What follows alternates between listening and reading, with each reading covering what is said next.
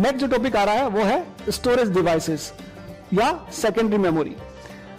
Data को store करने के लिए जैसे हमारे घर में स्टोर रूम होते हैं, इस तरह से यहां पर अलग अलग तरह के स्टोर रूम है। फर्स्ट है HDD, हार्ड डिस्क डिवाइस या हार्ड डिस्क ड्राइव। आपने सुना होगा C drive, D drive, E drive.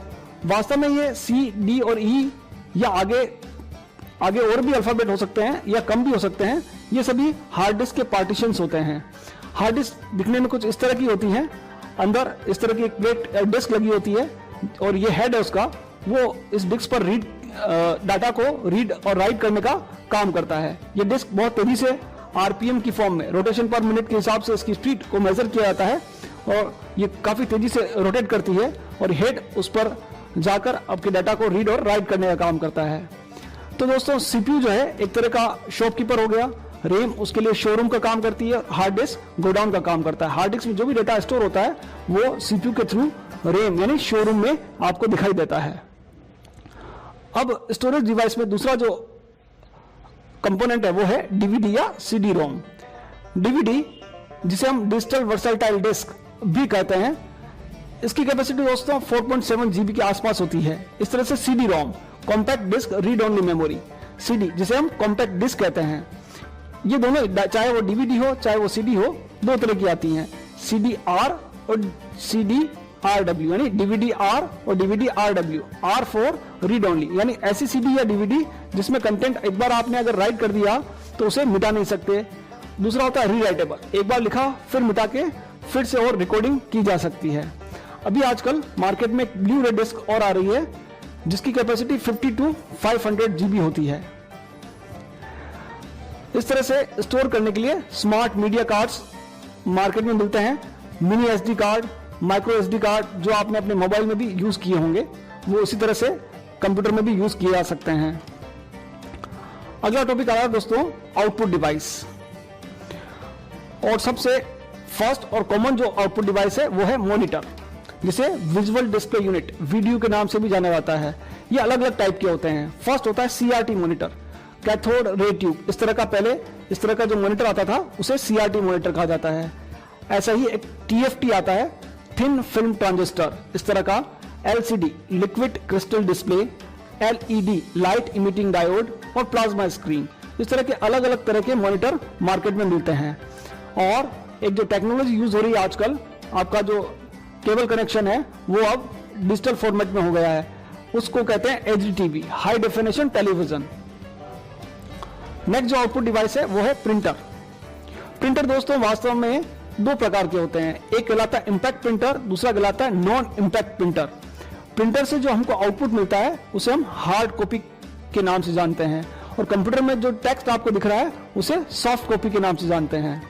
Printer के रेजोल्यूशन को नापने के लिए एक इकाई का यूज होता है, एक यूनिट का यूज होता है, जिसे DPI, डॉट पर इंच के रूप में जाना जाता है।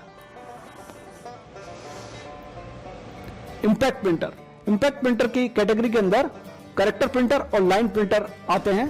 कैरेक्टर प्रिंटर के अंदर आता है डॉट मैट्रिक्स, जो आपके घरों में नल के बिल, लाइट के बिल आते हैं, जो ऐसे प्रिंटर जो dot dot dot dot printing करते हैं, वो सारे प्रिंटर डॉट मैट्रिक्स प्रिंटर कहलाते हैं। ये काम करते वक्त काफी आवाज करते हैं। डेसीविल प्रिंटर भी इस तरह का होता है, इसमें व्हील लगा होता है और वो प्रिंट करता है। ये काम करते हुए काफी आवाज करते हैं। सेकंड प्रिंटर जो होते हैं लाइन प्रिंटर, इनमें चेन प्रिंटर और ड्रम प्रिंटर को शामिल किया गया है। प्रिंटर की जो स्पीड होती है दोस्तों, उसे मेजर करने के लिए एक यूनिट है जिसको PPM, पेज पर मिनट कहा जाता है। नॉन इम्पैक्ट प्रिंटर जो होते हैं उनके अंदर इंकजेट, लेजर और थर्मल प्रिंटर आता है।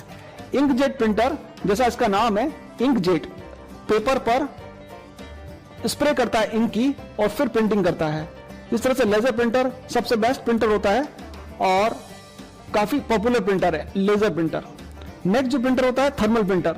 ये थर्मल प्रिंटर स्पेशल पेपर पर प्रिंट करता है, और आपने देखा होगा जो ATM मशीन है उससे जो आपको रिसिप्ट मिलती है वो थर्मल प्रिंटर से ही रिसिप्ट प्रिंट होती है।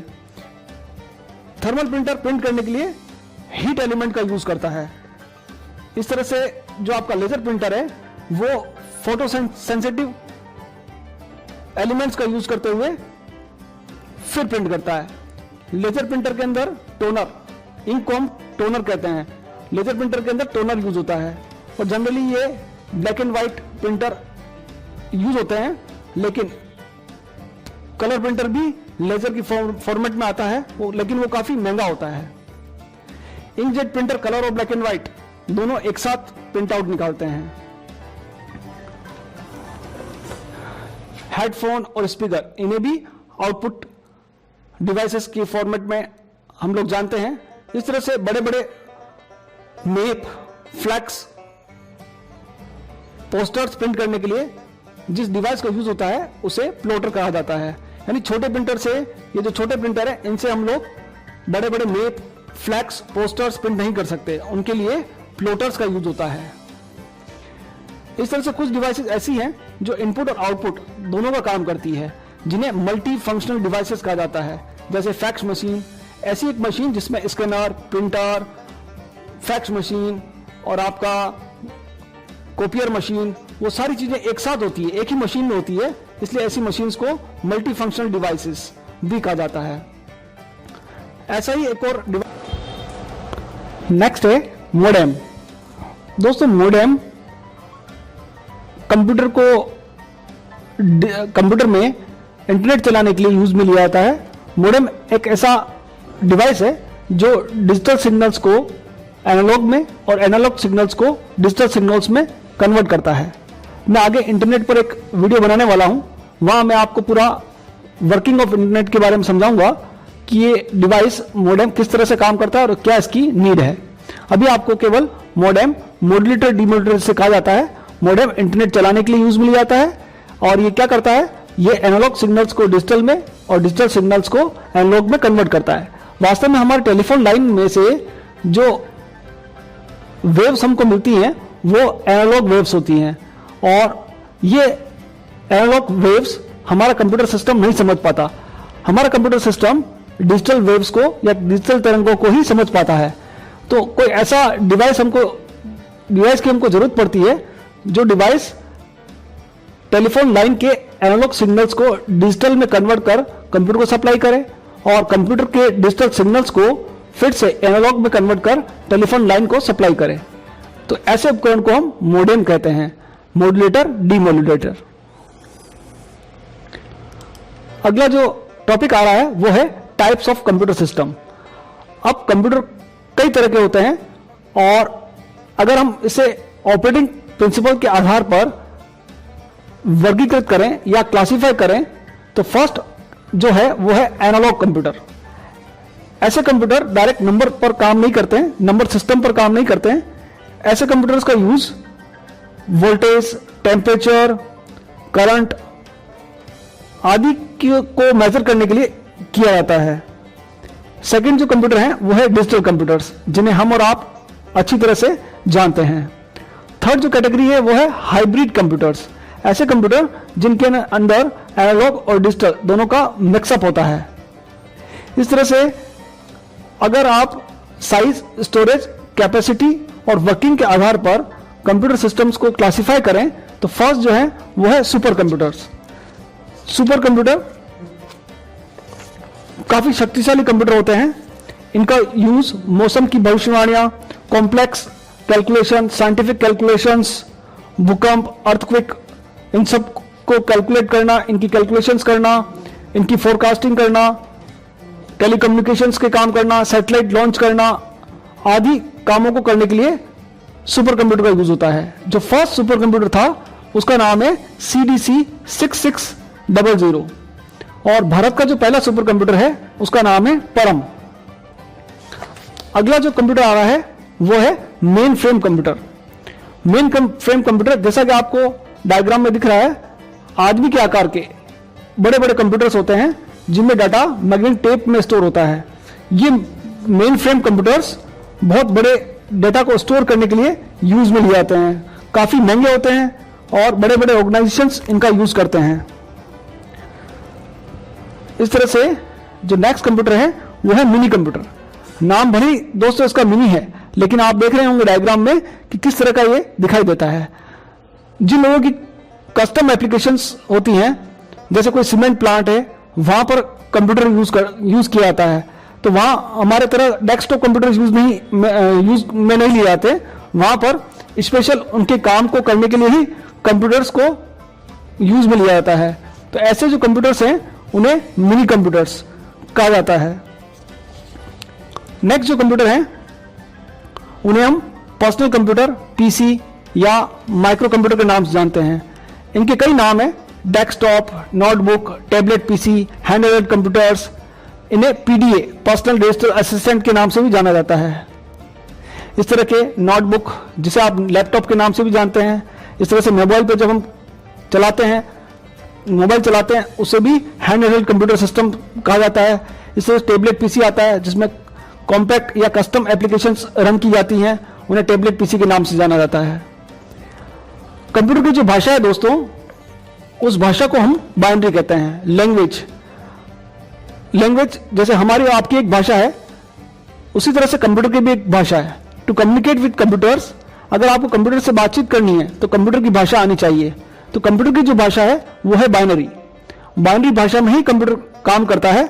इस बाइनरी भाषा में दो ही अक्षर होते हैं, दो ही अल्फाबेट्स होते हैं। जैसे हमारी भाषा के अंदर अ-आ-इ है, ABCD है, उसमें 26 लेटर्स होते हैं। उस तरह से इस बाइनरी के अंदर केवल दो ही, 0 और 1 ही होता है। यूनिट्स इन कंप्यूटर, कंप्यूटर में जो साइज है, जो कैपेसिटी है, उसको मेजर करने के लिए इकाई का यूज होता है, यूनिट का यूज होता है, जिसे हम बाइट के नाम से जानते हैं।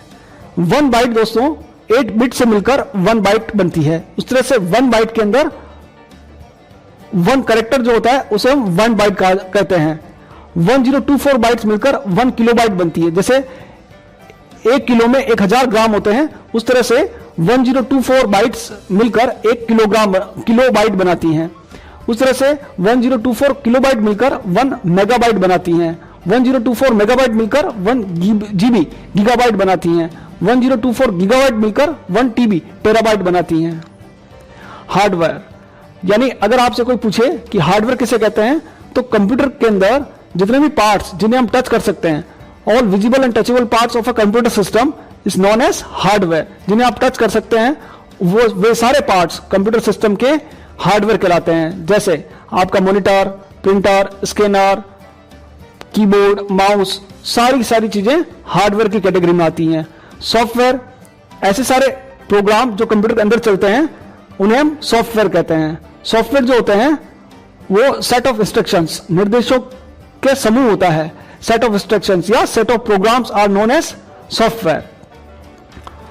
दोस्तों, अगर आपको ये वीडियो अच्छा लगा हो, उपयोगी लगा हो, तो इसे जरूर लाइक करें, अपने दोस्तों को बताएं, शेयर करें और हमारे चैनल को सब्सक्राइब करना ना भूलें। Thank you so much. अगर दोस्तों आपको हमारा वीडियो अच्छा लगा हो